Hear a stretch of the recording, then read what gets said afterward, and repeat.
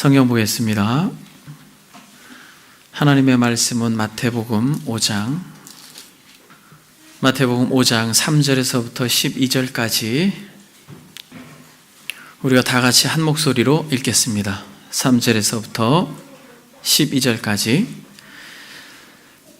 심령이 가난한 자는 복이 있나니 천국이 그들의 것이며, 애통하는 자는 복이 있나니 그들이 위로를 받을 것이며, 온유한 자는 복이 있나니 그들이 땅을 기업으로 받을 것이며, 의에 줄이고 목마른 자는 복이 있나니 그들이 배부를 것이며, 긍휼히 여기는 자는 복이 있나니 그들이 긍휼히 여김을 받을 것이며, 마음이 청결한 자는 복이 있나니 그들이 하나님을 볼 것이며, 화평하게 하는 자는 복이 있나니 그들이 하나님의 아들이라 일컬음을 받을 것이며, 의를 위하여 박해를 받는 자는 복이 있나니 천국이 그들의 것임이라.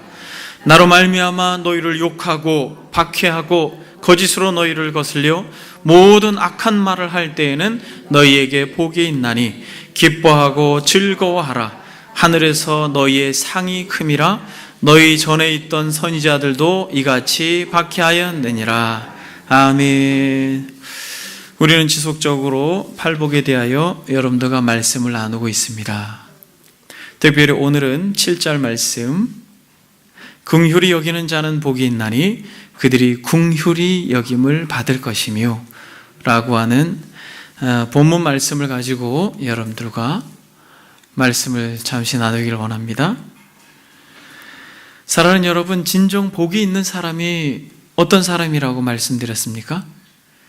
정말 복이 있는 사람은 무리로 머물러 있지 않고 진정 그리스도와 함께 제자된 자로서 끊임없이 그의 음성을 듣고 그의 말씀을 따라 순종함으로 기꺼이 넓은 길을 포기하고 좁은 길로 들어선 자들이 복된 자들이다 라고 말씀을 드렸습니다. 저와 여러분들이 이런 복된 자들임을 믿습니다. 그래서 여러분, 이런 복된 자들의 특징이 오늘 본문에서 말하고 있는 이 8가지의 특징을 가지고 있는데, 이 8가지의 특징은 8명이 아니라 어떤 복된 한 사람의 내면의 다양한 상태, 성숙되어져 가는 상태를 의미한다라고 말씀을 드렸습니다. 그런 의미에서 지난 시간까지는 4번째, 심령이 가난한 자는 복이 있나니, 애통하는 자는 복이 있나니, 온유한 자는 복이 있나니, 의에 줄이고 목마른 자는 복이 있나니 라고 하는 이 4가지 복에 대해서 여러분들과 말씀을 나누었습니다. 첫 번째 3가지는 이 마음의 상태인데, 하나님으로 인한 이 마음의 상태인데, 이것은 소극적인 의미에서, 수동적인 의미에서의 마음의 태도다 라고 말씀을 드렸고, 지난 시간에 살펴본 의에 줄이고 목마른 자는 여전히 하나님과의 관계에서 해석되어질 수 있는데, 이것은 보다 적극적인 의미에서의 내면의 상태다, 이렇게 말씀을 드렸습니다. 그러면서 이 5번째 복부터는 새롭게 완전히 구분됩니다. 어떻게 구분되냐면, 이 4가지는 하나님으로부터 기인한 마음의 태도라면, 이 5번째부터는 사람과의 관계에서부터 맺어지는 열매로 우리가 이해할 수 있습니다. 그러니까 하나님과 깊은 교제를 누리는 사람들은 궁극적으로 어디로까지 나아가야 된다는 것이에요? 열매를 맺는데 긍휼히 여기는 그러한 삶의 분명한 태도까지 나아가야 된다는 것입니다. 여러분, 야고보 사도가 일찍이 야고보서 3장 17, 18절에 이것을 열매라고, 이 팔복의 이 후반부에 있는 내용을 열매라고 이야기합니다. 오직 의로부터 난 지혜는 첫째 성결하고, 다음에 화평하고, 관용하고, 양순하며, 긍휼과 선한 열매가 가득하고, 편견과 거짓이 없나니 화평하게 하는 자들은 화평으로 심어 의의 열매를 거두느니라 라고 말합니다. 이 야고보 사도가 말하고 있는 이 본문에서 팔복에 놀랍게도 5번째, 6번째, 7번째 복을 담아내고 있는데, 이것을 뭐라고 말합니까? 열매다, 이렇게 이야기합니다. 저와 여러분들에게 이런 열매가 가득하기를 바랍니다. 하나님과 긴밀한 교제, 그래서 하나님 앞에 우리가 파산한 자와 같이 영적으로 가난한 것을 인정하고 그 죄로 말미암아 애통하여서 온유함으로 하나님과 그의 나라 예수 그리스도에 대하여 목말라 함으로 인하여서 저와 여러분들에게 아버지의 마음, 이 긍휼의 마음이 넘쳐나는 개인과 가정과 공동체가 되기를 바랍니다.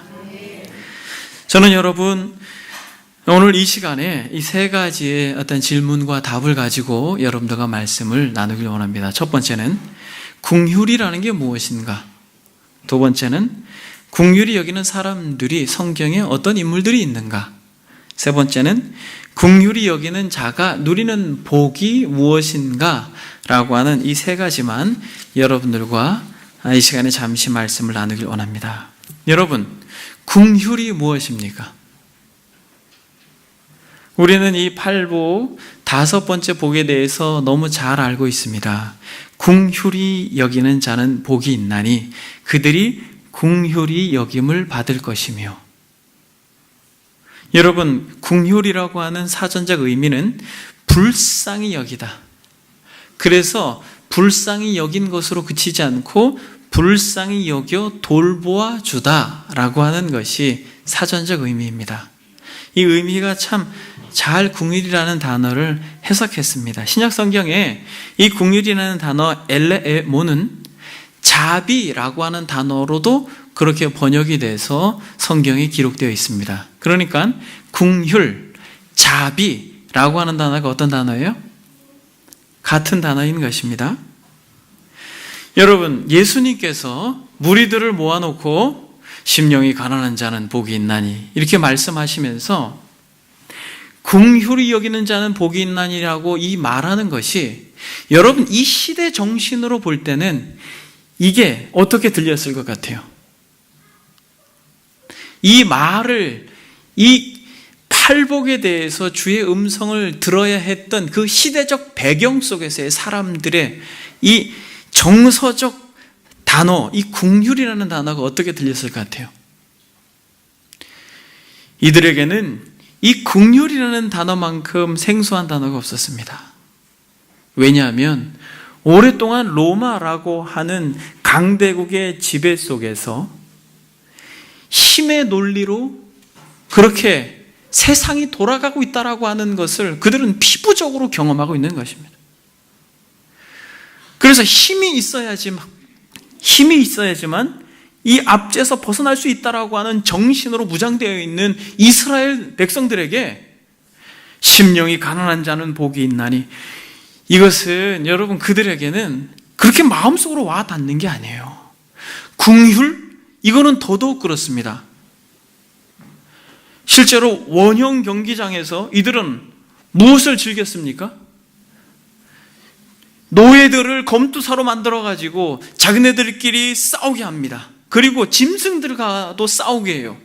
그러면서 칼을 휘두르고 창을 휘두르면서 팔이 잘려나가고 목이 잘려나가고 그렇게 피투성이가 되어지는 것을 보면서 그들은 희희낙낙하며 술잔을 기울이는 것에 익숙한 사람들이에요. 긍휼이라고 하는 것은 이들에게 있어서 너무 거리가 먼 것입니다. 그런데 우리 주님께서 긍휼히 여기는 자는 복이 있나니라고 말할 때에 이 긍휼, 불쌍히 여기다, 그래서 그들을 돌보아 준다라고 하는 것은 참 정서적으로 시대 정신상 굉장히 거리가 먼 것이었습니다. 그런 의미에서 이 긍휼히 여긴다라고 하는 이 개념이라고 하는 것은 과거나 지금이나 참 저와 여러분들에게 어떻게 보면 낯선 단어일 수 있습니다. 그런데 놀라운 것은, 사랑하는 여러분, 로마의 압제에서 고통하는 그 이스라엘 백성들과 또 로마인들은 이 긍휼이라는 단어가 그 당시의 시대 정신상으로는 어색하게 들렸을지는 모르지만은, 놀라운 것은 출애굽기부터 시작해서 수백 단어들을 조합해서 구약 성경에 이 긍휼이라는 단어를 얼마나 많이 하나님께서 성경에 기록했는지 여러분 아십니까? 그래서 이 긍휼, 자비, 인애, 사랑, 이라는 단어를 여러분 구약 성경에 얼마나 많이 담겨 있는 거예요. 그러니까 이스라엘 백성들은 만약 하나님께서 그들의 마음을 조금만 만져주시면 이 긍휼이라는 단어가 생소한 단어가 아니라 너무나도 익숙한 단어. 왜냐하면 당신네 조상 그 하나님께서 그토록 강조했던 단어가 이 긍휼이에요. 그래서 여러분들이 잘 아는 여러 단어가 있습니다. 긍휼이라는 단어를 쓴 이 히브리어 단어가 여러 단어가 있는데 이 두 가지만 여러분들에게 한번 소개하겠습니다. 여러분, 이 긍휼이라는 단어, 그것을 이 인자라고 하는 단어로 번역해서 정말 많이 쓰여져 있는 이 원어가 있습니다. 히브리어에. 네, 여러분들이 많이 들었을 거예요. 어떤 미장원도 그 이름을 쓰고 막 그러더라고요. 헤세드, 여러분 들어보셨어요? 이 헤세드라고 하는 단어는 인자, 자비, 긍휼이라는 단어인데 이것은 구약 성경에 아주 저변에 계속해서 흐르고 있는 하나님께서 자신의 형상대로 지음받은 인생들이 미끄러짐으로 말미암아 가졌던 그 연약해진 인생들을 향하여 계속 돌이키기를 원하는 아비의 마음을 가지고 있는 단어가 헤세드입니다. 그리고 또 다른 하나는 라함이라고 하는 단어인데 이것은 정확하게 긍휼이라고 하는 단어로 구약 성경에 번역이 되어 있습니다. 헤세드는 한 240회 이상 쓰여졌고 라함은 약 40회 이상 쓰여졌는데 이 라함은 어떤 단어입니까? 또 마치 여인의 자궁, 어미의 태와 같은 의미를 담고 있는 게 라함이에요. 그러니까 여러분 긍휼이라고 하는 게 어떤 의미인지 여러분 이해되셨어요? 미끄러진 연약한 마치 기형아와 같이 되어버린 어그러진 하나님의 형상으로 자기밖에 모르며 살아가는 인생들을 바라보는 아버지의 마음이요, 마치 태중에 잉태하여서 그 아이를 고이 기르기를 원하는 어미의 마음이 바로 이 긍휼이라고 하는 단어 안에 담겨 있는 것입니다. 그러니 여러분, 이 긍휼이라고 하는 단어랑 이 시대 정신이랑 너무너무 다른 것이에요. 불쌍한 인생, 가련한 인생, 어그러진 인생, 연약한 자녀를 바라보는 누구의 마음이라는 거예요? 아비의 마음이요. 정말 연약한, 어떤 신체적으로 부족한 그런 자녀를 바라보는 어미의 마음이라는 것입니다. 이 긍휼이라는 것이. 그러니까 결국에는 창자가 끊어지도록 불쌍히 여기는 마음, 그것이 긍휼이라는 것입니다. 그래서 긍휼히 여기는 자는 복이 있나니 저희가 어떻게 긍휼을 받을 것입니다 라고 말하는데, 여러분 여기서 헤세드 그리고 라함이라고 하는 단어를 같이 사용하면서 쓴 성경 구절들이 있습니다. 시편 25편 6절에 보면 이렇게 기록되어 있습니다. 여호와여 주의 긍휼하심과 인자하심이 영원부터 있사오니 주여 이것들을 기억하옵소서. 영원부터 있었다라고 말하는 것이 주의 긍휼과 주의 인자하심입니다 라고 말하는 것입니다. 그러니까 그의 인자와 긍휼로 기억해 주십시오 라고 말하는 것입니다. 여기서 긍휼이라는 단어는 라함이고 인자라고 하는 단어는 헤세드입니다. 그리고 예레미야 애가에서도 이렇게 말합니다. 여호와의 인자와 긍휼이 무궁하심으로 우리가 진멸되지 아니함이 나이다. 이것들이 아침마다 새로우니 주의 성실하심이 크도소이다. 여기서 인자, 이것이 헤세드요 긍휼이 라함입니다. 그러니까 마치 아비와 어미와 같은 마음으로 타락한 인생들을 향하여 가진 하나님의 마음을 담아낸 것이 뭐라는 거예요? 이게 긍휼이라는 것입니다. 그래서 여러분 우리가 잘 아는 시편 이 136편에, 오늘은 추수감사절입니다만 여호와께 감사하라 그는 선하심과 그 인자하심이 영원함이로다 라고 말할 때 여기서 인자가 헤세드예요. 근데 여러분 놀라운 것은 여기서 지금 제가 인용한 이 시편 구절과 예레미야 애가의 구절들의 공통점이 있습니다. 무엇입니까? 공통점. 그렇죠, 여러분. 변함이 없다라는 거예요. 이게 긍휼이라는 거예요. 하나님이 저와 여러분들에게 이런 긍휼과 인자하심으로 일관되시는 분임을 믿습니다. 여러분, 시인이 뭐라고 말합니까? 여호와께 감사하라, 그는 선하시며 그 인자하심이 어떻다? 영원함이로다 라고 말합니다. 변덕을 부리지 않아요. 자신의 기분 내키는 대로 행동하지 않습니다. 그의 언약에 근거해서 한번 사랑하기로 결정한 인생들을 향하여 아버지는 초지일관 영원토록 사랑하기로 정하시고 지금도 역사를 운행하시면서 저와 여러분들을 향하여 이 긍휼을 베풀고 계심을 믿습니다. 여호와여, 주의 긍휼하심과 인자하심이 영원부터 있사오니 주여 이것들을 기억하옵소서. 여호와의 인자와 긍휼이 무궁하시오니 우리가 진멸되지 아니함이니이다. 이것들이 아침마다 새로우니 주의 성실하심이 크도소이다. 아멘. 영원, 무궁, 성실, 진실, 이런 단어와 긍휼이 같이 있는 것이에요. 그러니까 여러분, 우리가 누군가를 불쌍히 여길 때 그것은 단회적으로 멈춰서는 안 되는 것이에요. 지속적으로 그 영혼을 그렇게 사랑해야 하는 것입니다. 마치 누구처럼? 우리 주님처럼. 여러분, 이것은 연약해진 자녀를 바라보는 아비의 심정이에요.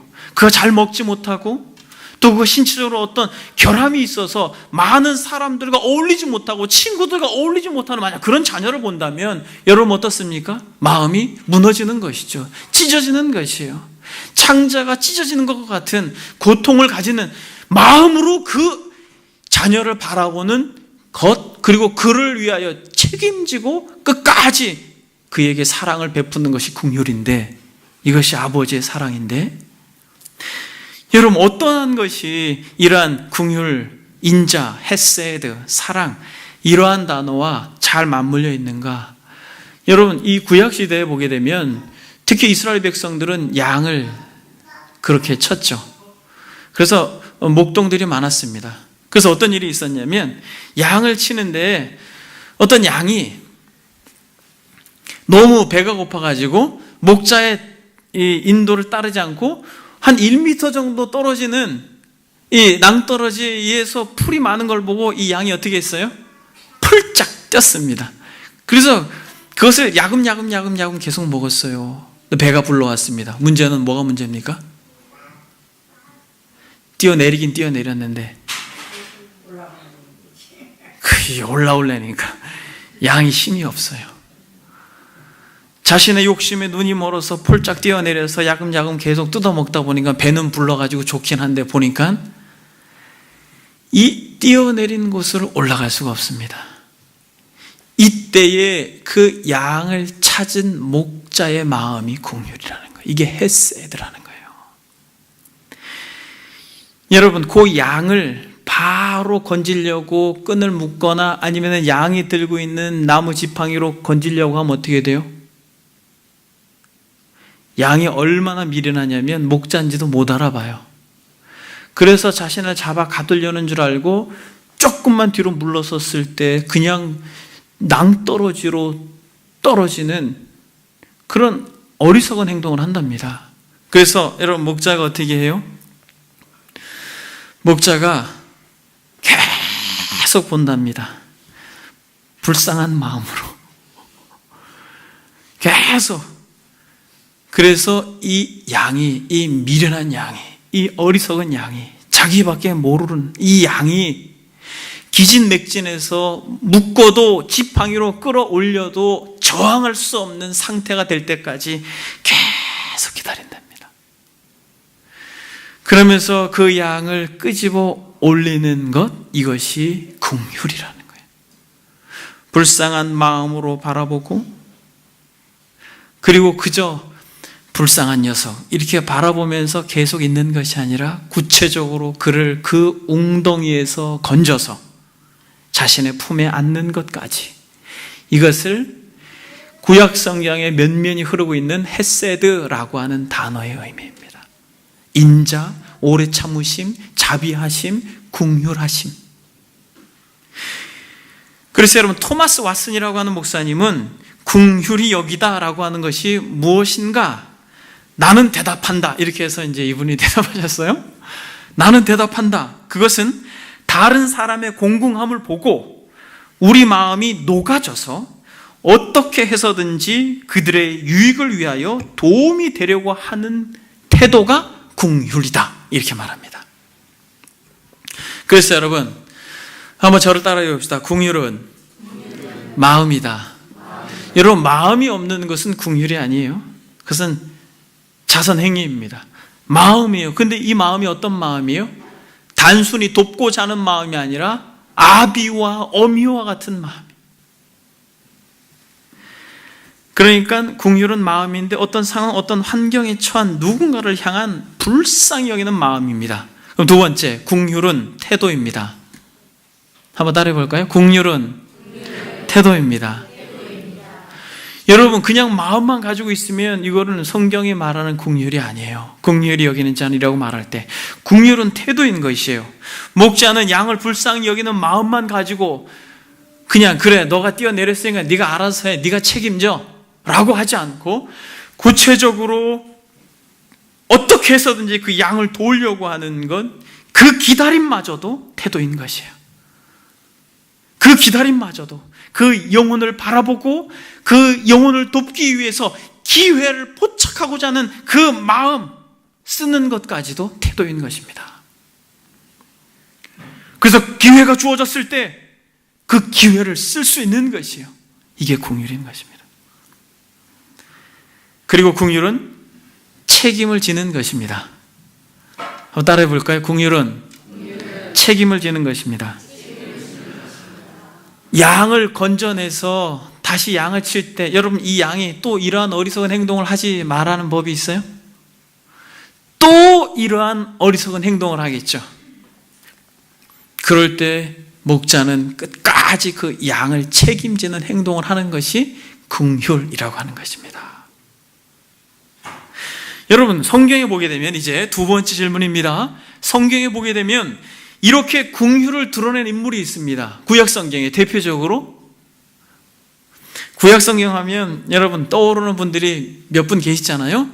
그 중에 다윗. 여러분, 다윗은 그가 정권을 잡았을 때 긍휼을 누구에게 베풀었습니까? 그렇죠, 여러분. 사울의 이 손자인 이 요나단의 아들 무비보셋을 향하여서, 그는 쩔눈발이에요. 쩔눈발이. 너무 불쌍한 인생입니다. 정상적인 사람이 아니에요.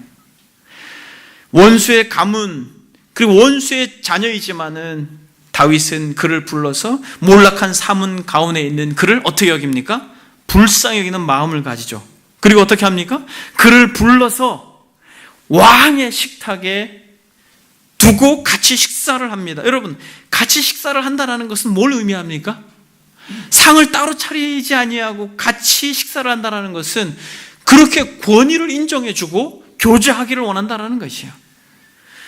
그리고 여러분, 단순히 식탁에 교제를 나눈 것뿐만 아니라 무비보셋에게 사울의 땅을 주고 그의 종을 허락합니다. 그러면서 그의 인생을 살아낼 수 있도록 책임지는 것입니다. 여러분, 하나님께서 저와 여러분들에게 이러한 긍휼을 베푸셨고 베풀고 계시고 앞으로도 그렇게 저와 여러분들을 책임져 주실 줄 믿습니다. 여러분, 신약 성경에도 이 긍휼을 베푼 아주 두드러진 인물이 있습니다. 여러분, 누굽니까? 여러분, 성경을 한번 찾아보겠습니다. 누가복음 10장. 누가복음 10장에 보니까 어떤 율법교사가 나옵니다. 10장 25절에 보니까 율법교사가 일어나 예수님을 시험하려고 묻습니다. 영생을 어떻게 하면 얻을 수 있습니까? 이렇게 묻습니다. 그러니까 예수님께서 뭐라고 말합니까? 율법에 무엇이라고 기록되어 있는지 너가 읽어본 적이 있느냐? 이렇게 묻습니다. 그러니까 27절에 대답하여 이르되 내 마음을 다하며 목숨을 다하며 힘을 다하며 뜻을 다하여 주 너희 하나님을 사랑하고 또한 내 이웃을 내 자신과 같이 사랑하라 하였나이다. 여러분 보세요. 지금 율법교사이기 때문에 율법을 잘 알죠. 머리로 잘 압니다. 그래서 어떻게 하면 잘난 체 하려고, 어떻게 하면 이 영생을 얻을 수 있겠습니까? 그러니까 율법에 뭐라고 기억되니 아니? 라고 말하니까 하나님을 사랑하고 이웃을 사랑하라고 되어 있습니다. 주님께서 뭐라고 말합니까? 너 말이 옳다. 이를 행하라. 야, 여러분, 여기 굉장히 중요한 말씀이에요. 이를 뭐하라? 행하라. 그러니까 그 사람이 자기를 옳게 보이려고 또 이렇게 묻습니다. 내 이웃이 누구입니까? 이렇게 물어요. 그럴 때 우리 주님께서 예를 들어서 말씀합니다. 한번 읽어보겠습니다. 예수께서 대답하여 이르시되 어떤 사람이 예루살렘에서 여리고로 내려가다가 강도를 만나매 강도들이 그 옷을 벗기고 때려 거의 죽은 것을 버리고 갔더라. 마침 한 제사장이 그 길로 내려가다가 그를 보고 피하여 지나가고 또 이와 같이 한 레위인도 그곳에 이르러 그를 보고 피하여 지나가되 어떤 사마리아 사람은 여행하는 중 거기 이르러 그를 보고 불쌍히 여겨 가까이 가서 기름과 포도주를 그 상처에 붓고 싸매고 자기 짐승에 태워 주막으로 데리고 가서 돌봐 주니라. 그 이튿날 그가 주막 주인에게 데나리온 들을 내어주며 이르되 이 사람을 돌봐 주라. 비용이 더 들면 내가 돌아올 때에 갚으리라 하였으니 내 생각에는 이 세 사람 중에 누가 강도 만난 자의 이웃이 되겠느냐? 이르되 자비를 베푼 자니이다. 예수께서 이르시되 가서 너도 이같이 하라. 가서 너도 이같이 하라 라고 말씀하고 있습니다. 사랑하는 여러분, 여러분들은 혹시 어떻게 하면 영생을 얻습니까? 라고 질문할 때 하나님을 사랑하고 이웃을 사랑하면 됩니다 라고 여러분들이 머리로 그렇게 대답할 수 있는 수준의 상태가 되어 있습니까? 그러나 여러분, 이것으로 우리에게 영생이 주어지는 것이 아니라 뭐라고 말합니까? 너도 그와 같이 하라 라고 말씀합니다. 이것은 긍휼히 여겨라라는 거예요. 알고 멈추지 말고. 현대 기독교인들의 특징이 뭐냐면 너무 많이 배우고 너무 많이 보고 너무 많이 들어서 또 너무 양질의 설교를 들어서 아는 건 너무 많은데 문제는 뭐냐면 긍휼함이 없습니다. 긍휼함이 없어요. 불쌍히 여기는 마음이 없습니다. 그래서 여러분, 이 선한 사마리아 여인은 이 종교 지도자들이 보았을 때 다 보고 피해 지나가죠.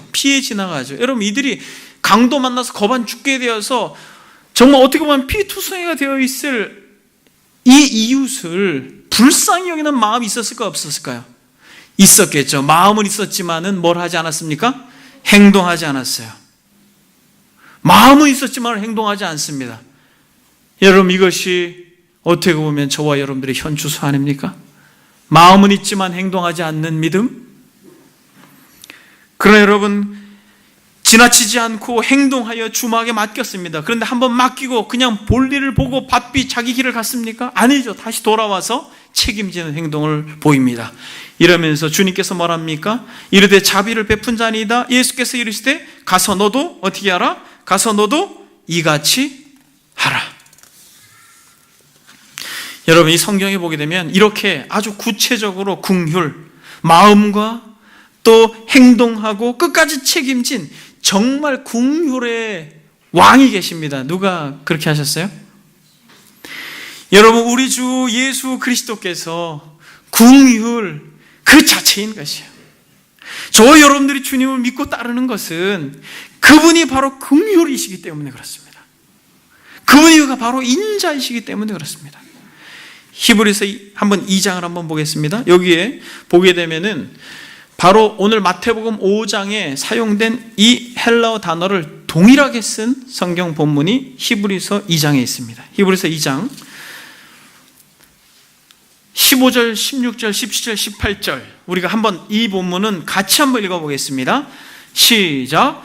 또 죽기를 무서워함으로 한평생 매어 종노릇하는 모든 자들을 놓아주려 하심이니 이는 확실히 천사들을 붙들어 주려 하심이 아니요 오직 아브라함의 자손을 붙들어 주려 하심이라. 그러므로 그가 범사의 형제들과 같이 되심이 마땅하도다. 이는 하나님의 일에 자비하시고 신실한 대제사장이 되어 백성의 죄를 속량하려 하심이라. 그가 시험을 받아 고난을 당하셨은즉 시험받은 자들을 능히 도우실 수 있느니라. 아멘.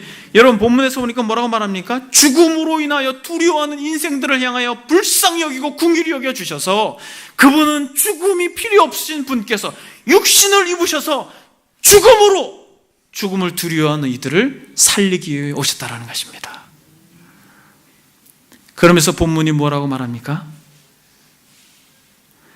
그가 범사의 형제들과 같이 되심이 마땅하도다. 이는 하나님의 일에 자비하시고 신실한 대제사장이 되어 라고 말합니다.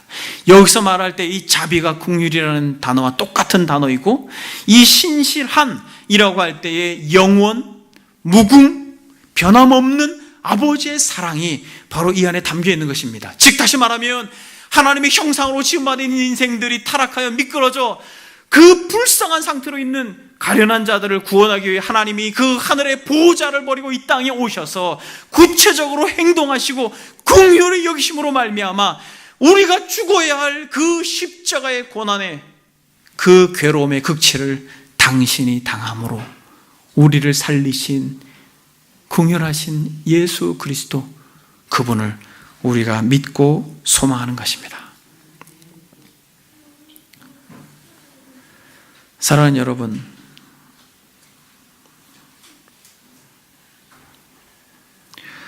저와 여러분들이 이러한 긍휼을 입은 자들이라는 것을 우리는 알아야 할 것입니다. 이사야 53장에 보게 되면 이런 말씀이 있습니다.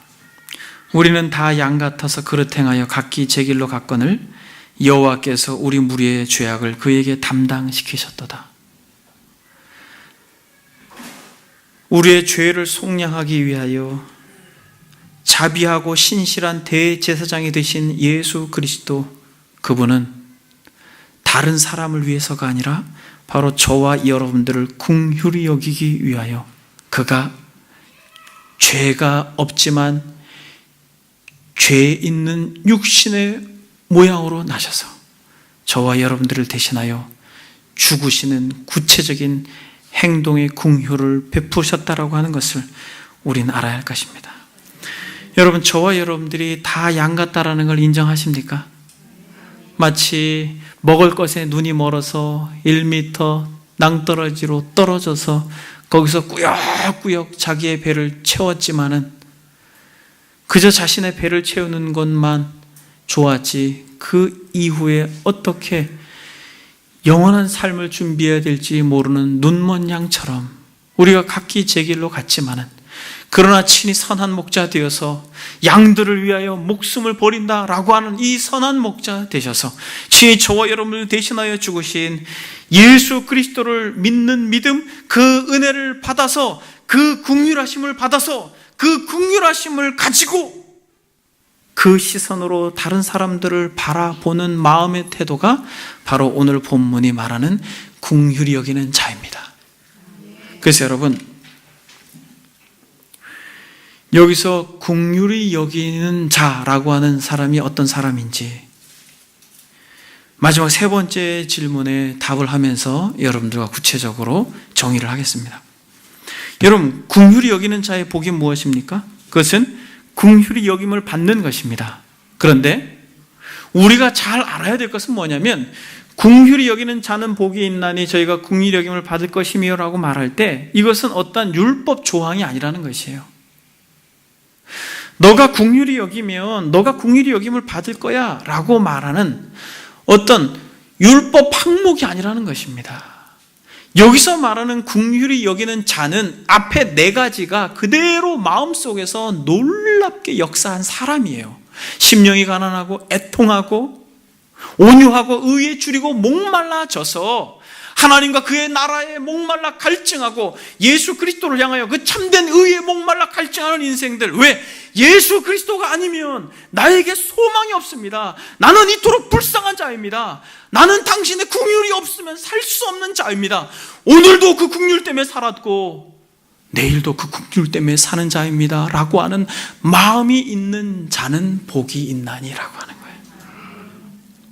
그러니까 너가 긍휼히 여기면 긍휼히 여김을 받을 것이다 라고 하는 율법적 조항이 아니라, 전에 죽을 병에 걸려서 살을 째고 꼬매고 하면서 오랫동안 고통받아 괴로워 정말 말할 수 없는 슬픔의 터널을 지난 인생이 어느 날 너무 가까운 지인이 보니까 그 병에 걸려서 배를 째고 누워있는 걸 바라볼 때 그때 생기는 마음이에요.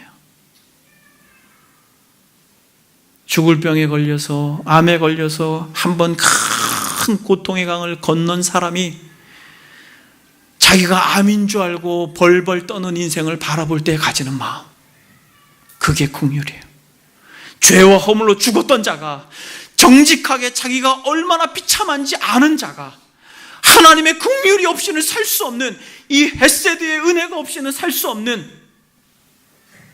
자신의 처절함을 깨닫는 자가 하나님의 은혜 없이도 잘 살 것 같이 그렇게 바둥바둥거리는 사람들을 바라볼 때 불쌍하다, 정말 불쌍하다 라고 하는 마음의 태도가 오늘 본문에서 말하는 긍휼히 여기는 자는 복이 있나니 라고 말할 때 긍휼입니다. 여러분, 이 말씀이 이해되셨어요? 저와 여러분들도 연약할 때, 죄인 되었을 때, 원수 되었을 때 오직 그 은혜로 말미암아, 그 긍휼하심으로 말미암아 1절 오래 참으시는 그 하나님의 말할 수 없는 자비하심으로 말미암아 우리가 지금 이 자리에서 주를 예배할 수 있는 사람들이라면, 여러분들 주변에 참으로 하나님을 모르고 여전히 죄악 가운데 노출되어 있는 그들을 향하여서 여러분들이 이 긍휼한 마음으로 그들을 바라볼 수 있는 은혜, 그렇게 태도할 수 있는 은혜가 있기를 소망합니다. 여러분, 이러한 사람의 두드러진 특징이 있습니다. 이 긍휼히 여기는 자들, 정말 참된 성도, 이 땅을 살아가는 참된 백성이 긍휼을 여기는 자인데, 이 긍휼히 여기는 자가 가지는 두드러진 특징 두 가지가 있어요. 하나는 뭡니까? 하나는 절대로 함부로 정죄하고 비판하지 않습니다. 요새 보니까 매스컴에 정말 소위 갑질이라고 하는 것으로 굉장히 이슈가 되어 있지만은, 그들을 바라보면서 또 어떠한 매스컴에 나오는 정말 연약한 죄인들을 바라보면서 그들에게 손가락질하지 않습니다. 그리고 가까운 이웃을 대할 때에 상식 밖의 행동을 하는 이들을 바라보면서 그저 정죄하고 불평하지 않습니다. 왜요? 예수 그리스도를 믿어서 정상적인 관계의 설정을 가지고 살아가지 않는 사람들은 다 자기밖에 몰라요. 그래서 정상적인 사고와 생각을 할 수가 없습니다. 근데 그들을 바라볼 때 그저 불평하고 정죄하지 않아요. 왜요? 불쌍한 것입니다. 사랑하는 여러분, 여러분들에게 이러한 주님의 안목이 있기를 바랍니다. 쉽게 정죄하고 판단하지 않고, 나도 전에는 주님을 알지 못했을 때 이런 어그러진 내면의 상태가 있었지라고 하는 고백 속에서 정말 주변에 율법적 정죄를 받는 이들을 쉽게 비판하거나 정죄하지 않기를 바랍니다. 오히려 그들을 긍휼히 여기고 불쌍히 여기고 어떻게든 도와주고자 하는 마음이 여러분들에게 있기를 바랍니다. 그리고 또 한 가지, 주님을 모르는 자들을 향하여서 강력한 긍휼함이 우리 안에 생깁니다. 만약 여러분들이 예수님을 모르는 자들을 바라볼 때 긍휼한 마음이 생기지 않으면 여러분, 이것은 정상적이지 않는 것이죠. 그래서 우리 주변의 사람들이 어떠한 화려한 배경을 가지고 있다 할지라도, 어떠한 화려한 환경을 가지고 있다 할지라도, 만약 그가 주님을 모른다면 우리는 그를 불쌍히 여기는 마음이 있어야 할 것입니다.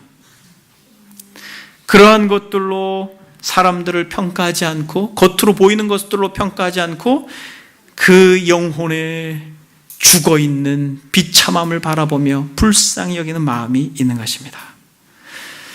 여러분, 이것이 진짜 긍휼히 여기는 자들이 가지는 특징이에요. 여러분, 적용하고 말씀을 마치겠습니다. 사랑하는 여러분, 긍휼을 입은 자들입니까? 다른 사람들을 볼 때 어떤 외적인 태도를 넘어서 그들의 속사람을 보며 불쌍히 여기는 마음이 생깁니까? 어거스틴은 이렇게 말합니다. 영혼이 떠난 육체를 위하여도 우리가 하염없이 우는데 하나님을 떠난 영혼을 위해서 우리가 어찌 울지 않을 수 있겠는가? 영혼을 떠난 육체를 위해서도 우리가 하염없이 우는데 하나님을 떠난 영혼들을 바라보며 어찌 우리가 울지 않을 수 있겠는가? 여러분, 이 공동체의 지체들, 저와 여러분들은 이 긍휼한 마음이 우리 가운데 있기를 바랍니다. 혹시 여러분들 가운데 다른 이들을 긍휼히 여기다가 부당한 대우를 받은 적이 있습니까? 그들을 돌아보다가 오히려 무시를 당하고 부당한 대우를 경험합니까? 그러나 여러분, 그리스도를 바라보십시오. 우리 주 예수 그리스도도 끝까지 부당한 대우를 받았지만 긍휼하심으로 일관하셨습니다. 말씀을 마치겠습니다. 이 땅을 사는 성도들에게 있어서 긍휼함은 절대적인 것입니다. 심령의 가난함은 결국 긍휼함으로 드러나는 것이에요. 여러분들이 사람들을 대할 때 긍휼함이 없다면 여러분들이 하나님 앞에 나와 긍휼함을 구하셔야 됩니다. 나를 불쌍히 여겨주십시오. 나를 불쌍히 여겨주십시오. 주님, 내게 긍휼함이 없습니다. 그래서 여러분, 긍휼히 여기는 자는 복이 있나니 저희가 긍휼히 여김을 받을 것이며 라고 말할 때는 이 긍휼함이 내 안에 있는 것으로 내가 긍휼을 받은 자이구나 라고 고백할 수 있다는 것입니다. 그래서 여러분들이 진정 긍휼히 여기는 자가 돼서 사람들을 바라볼 때 여러분, 정죄나 비판의 시각으로 보지 말고 마치 떨어져 있는 양을 바라보는 목자의 마음으로 사람들을 바라볼 수 있는 마음의 이 긍휼함과 여유가 있기를 주의 이름으로 소망합니다. 이 시간 다 같이 기도하겠습니다. 기도하실 때 나는 긍휼히 여기는 자인가? 나에게 긍휼히 여김이 있는가? 진정 그리스도께서 나를 긍휼히 여기셨다면 주여, 나도 마땅히 긍휼히 여겨야 되는데 주여, 내게 그러한 은혜를 베풀어 주십시오. 다 같이 이 시간 하나님 앞에 들은 말씀 생각하면서 기도하겠습니다. 기도합니다. 살아계신 하나님 아버지, 우리에게 긍휼이 없는 것을 불쌍히 여겨 주십시오. 불쌍히 여기는 마음이 없는 것을 주님께서 기억해 주십시오. 우리가 원수 되었을 때, 영원히 소망이 없던 그때에 우리를 위하여 친히 주신 예수 그리스도로 말미암아 참 자유와 은혜를 누린 자들이요, 진정 그 긍휼을 입은 자들인 것을 우리가 알고 우리 주변의 사람들을 향하여 진정 긍휼히 여기는 마음을 베풀어 주옵소서. 아버지 하나님이여, 이 긍휼이 단순히 마음에서 멈추지 않고 태도하며 행동하며 이 긍휼이 궁극적으로 아버지 하나님이여 정말 열매로 드러나므로 이 공동체가 하나님이 기뻐하는 아름다운 공동체로 아름답게 성장할 수 있도록 주께서 우리의 마음 가운데 은혜를 덧입혀 주옵소서.